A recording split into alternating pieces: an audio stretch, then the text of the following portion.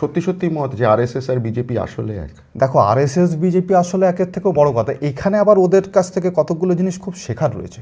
মানে অসাধারণ স্ট্র্যাটেজিস্ট তারা। ধরো আরএসএসের সাথে যে নামটাকে আমরা সর্বপ্রথম জুড়ে দিই, তার নাম সাভারকার। কোনোদিন আরএসএস মেম্বার ছিলেন না, কোনো দিন ছিলেন, আমি দায়িত্ব নিয়ে বলছি।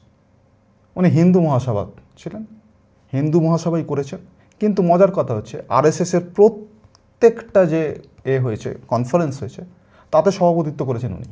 এই প্ল্যান অভূতপূর্ব, অসাধারণ। কারণ জানে আরএসএস ব্যান হয়ে যাবে, তখন হিন্দু মহাসভা ফাংশন করবে। আবার যখন আরএসএস থাকবে তখন এর হবে, করা রয়েছে।